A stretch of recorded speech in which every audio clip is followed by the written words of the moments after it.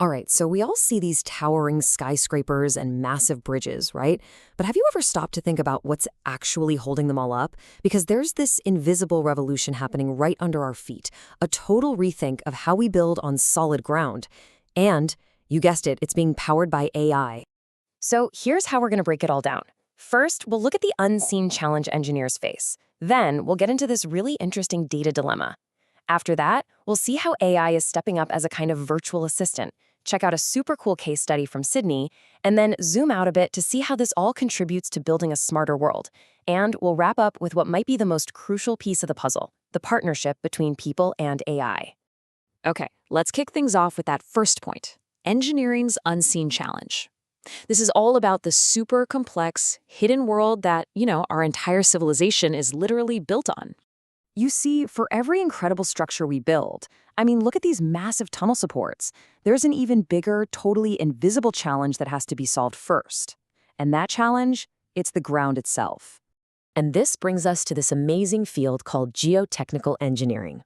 Basically, it's the science of understanding how Earth materials, we're talking soil, rock, all of it, behave. And the two words you really got to remember here are varied and uncertain. See, unlike steel or concrete, which are predictable, the ground under our feet is different everywhere. And that makes building on it, well, incredibly complex. All right, which leads us right into our second section, and this is really the heart of the problem we're looking at today, the data dilemma. This is where the huge potential of AI kind of smacks right into the tough reality of engineering. Okay, so think about it like this. On one side, you've got AI and machine learning, and these things are famously hungry for data, right? They need thousands, sometimes millions of examples to learn anything.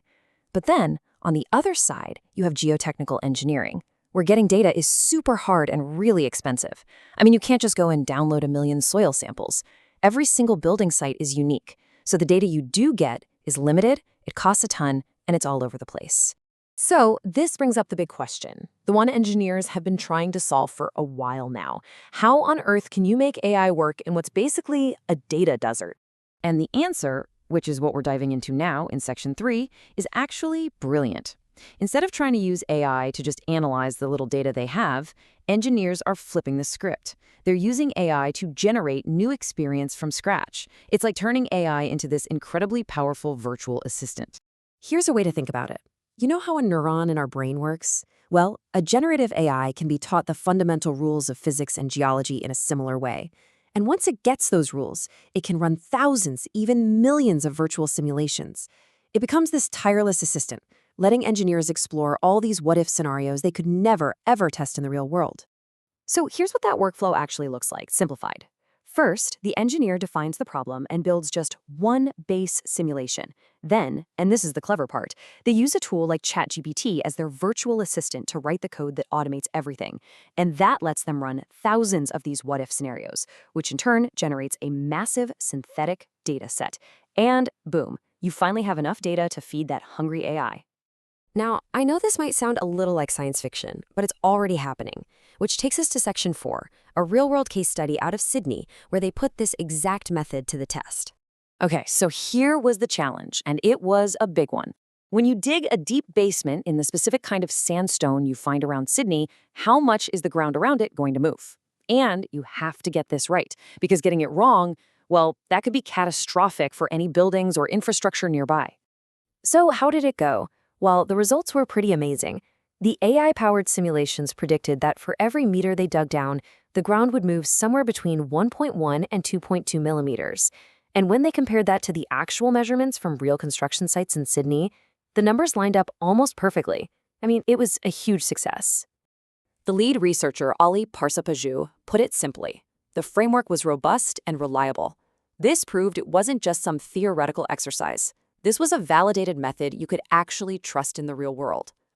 Okay, that's awesome for one project in Sydney, but what does it mean for everyone else?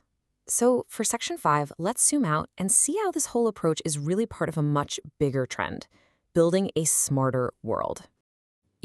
This quote from a marketing director at a construction firm named Chrisman just nails the old way of doing things. She said data lived in 5 or 6 different places, which meant they were doing the same work over and over. This is a massive problem that plagues the entire construction industry. And so the goal, the big prize here, is to create what's called a single source of truth. It doesn't matter if we're talking about that synthetic geotechnical data or just managing project photos. The idea is to have one reliable central place for everything. That way you know for sure that everyone is working from the same playbook. And when you can pull that off, the potential is just enormous. Think about it. You improve efficiency because you're not redoing work. You make things safer because you can predict risks, just like with the ground movement in Sydney. You cut down on human error. You can optimize everything from foundations to materials. It's all about using data to make these incredibly complex jobs run smoother, to build better, safer, and more sustainably, right from the ground up. But this all leads to one final and really critical question. In a world with all this powerful automation, where does the human expert fit in? So that's what we're going to tackle in our last section, the human-AI partnership. And look, the researchers themselves are super clear about this. They say that rigorous validation and expert oversight are absolutely essential. An AI can spit out 1,000 different scenarios, sure, but you still need an experienced engineer to look at those results and ask the simple question, does this actually make sense in the real world? That balance between the automation and the expert is critical. When it comes down to it, the message is really simple. Automation is here to complement expert judgment, not replace it. The AI is a tool, yeah, an incredibly powerful one, but it's the human expert who's guiding it, checking its work, and ultimately making the final call.